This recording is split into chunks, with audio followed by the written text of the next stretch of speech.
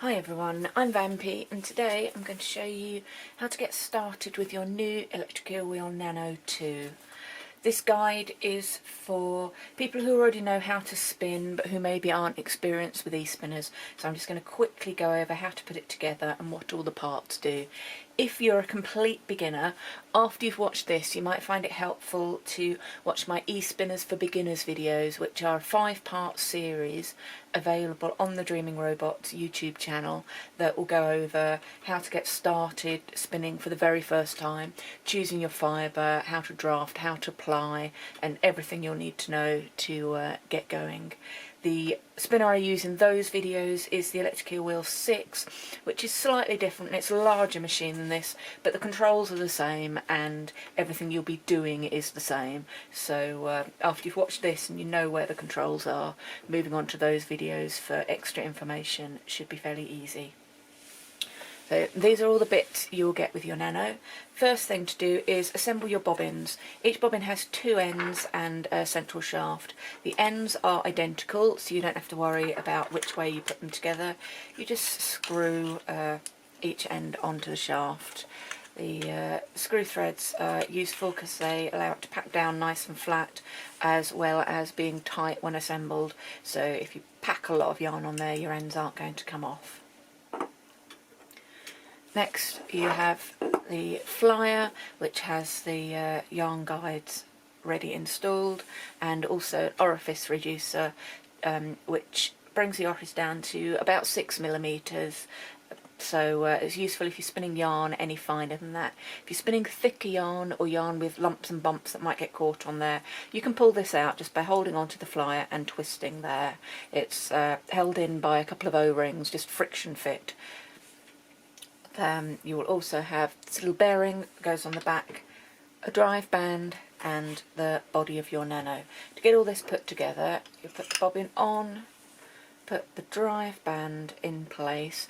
You can see there is a groove here for it to sit in. Make sure it sits in that groove and doesn't pop off and sit here further forward, because if it does it won't turn. So put that in the groove, and then your bearing goes onto the end. The body of your Nano has a cradle on each end. The bearing at the front goes into the front one, bearing at the back goes into the back one. Then you pull down the band and pop it over this little pulley here, and at the back you have another band that you put over this groove in the bobbin there. Now I'll go over all the parts and exactly how this thing works. First thing you'll notice, it's got little rubber feet on the bottom. These will let you stick it to a smooth surface, such as plastic or metal. It won't stick to my wooden desk, but they do just help isolate it a little bit against any vibration. So if this does start to vibrate, it won't make the whole desk vibrate. It keeps it a little bit quieter. And if you are the sort of spinner who pulls against their wheel while they're spinning, these feet on a sticky surface will help it not move around so much.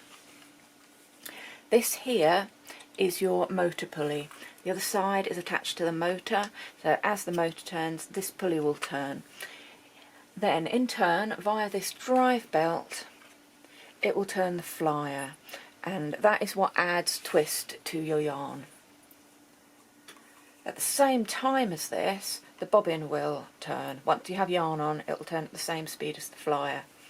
But then you have this extra band here that adds a bit of friction between the bobbin and the drive band, which means the bobbin is slowed relative to the flyer. It'll still be moving, but not quite as fast, and that speed differential is what gives you take up. So you'll have twist inserted by the flyer and yarn taken up, wound on to the bobbin for storage by the brake band. To change how tightly you feel this pulling in, you simply turn this knob here. This is a standard Scotch tension setup. The band itself is elastic, so it's got a bit of stretch in it, which makes making minor small adjustments fairly easy. Now onto the controls. A little bit hard to see because it's black. First one here is your speed dial. It goes from about 5 o'clock, which will be your 0 position, sorry, about 7 o'clock, round to about 5 o'clock at maximum, and it does have little marks, so if you want your spinning to be repeatable, then you can either note which mark you're at or which clock position. So I would say they're 7 o'clock, 9 o'clock, 12 o'clock. That gives an easy way to write down what speed you were spinning at and come back to it later. Here is your direction switch. You can change between Z and S. That changes the direction in which the flyer turns. So Z is going to turn it in the clockwise direction, and S will turn it in the anti-clockwise direction. Convention is that you spin your singles on Z and ply on S, but you may wish to change that for spinning certain types of yarn or certain unusual structures. Finally, this here is a USB port, and that is where your power goes in. You get this little switch with it that has a large USB on one end and the small USB on the other. Put the smaller one into there, and then you can turn the Nano on and off with the switch. The switch has a 0 and a 1 embossed into it, so 0 will be off, 1 will be on. So I'll leave it to off for the moment and get my power cable. It also comes with, it's an incredibly long USB extension, so one end will plug in to this switch and the other end will plug into your computer, your laptop, a USB power bank or a mains adapter. The reason this comes in 2 parts, which is really useful, is that you don't necessarily want a big long cable if you're using a battery. So when I'm using my battery here, I can just plug this in a really short cable and not have things trailing around the desk. And even better, if you have the optional 3D printed battery cover, then that sits underneath and you can carry the whole thing together in one hand, making it exceptionally portable. I am near enough a main socket. I'm not going to be using the battery today though, so I'll plug into there. Now I will just quickly show you the controls before I put any yarn on it. They are fairly self-explanatory. So I have my speed on 0, so even if I turn it on and off, it's not going to do anything because I have no speed. So if I put that to on and then slowly turn the dial, you will see it start moving. Okay, so very slow there, and it speeds up and speeds up and speeds up. So I can either stop it spinning by turning it back down, or I can use the on-off switch, and that'll keep my speed set to what I was spinning at. I can turn it off there, turn it back on, it'll be the same speed. So that's useful to use that in the middle of a project if you don't want to have to tweak your settings. I'll turn that back down to 0 though, because I'm not sure how I'm going to start. First thing I will need to be able to get started spinning is a leader. Here I have a bit of, I think this is sock weight yarn. It's about 1 metre long, and I've tied a knot in the strands to make it into a loop. I'm going to attach this to my bobbin. How I do that is I'll put it round the back and open the loop. Then I'll put the long end through the short loop and pull it to tighten. That in itself may hold, but it may slip, so what I tend to do here is make another little loop, put the long end around the back again, bring it up through the loop again and pull it tight. So I have a double hitch, and that I can pull in either direction for spinning or plying, and it's not going to loosen. So then I thread my leader through my guide hooks. This front hook here needs to be level with the edge of this bobbin or further away from it. If you move it this direction, you'll get the thread rubbing on the edge of the bobbin, which will slow your take up and possibly abrade your yarn. So make sure to keep that hook out of the way. This one you will move as you are spinning to get the bobbin to fill evenly.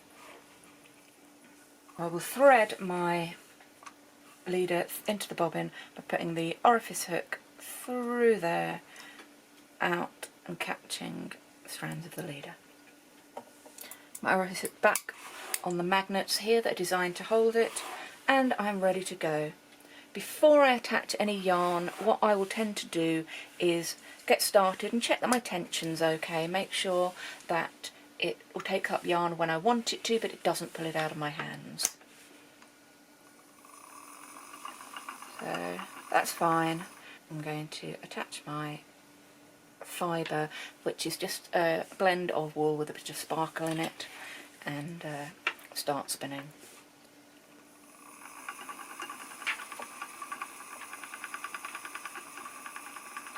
And you can see it's putting twist in and winding on nicely at the same time. If I want to stop, I can just press that switch and then restart at the same speed, or I can use the dial and turn it down.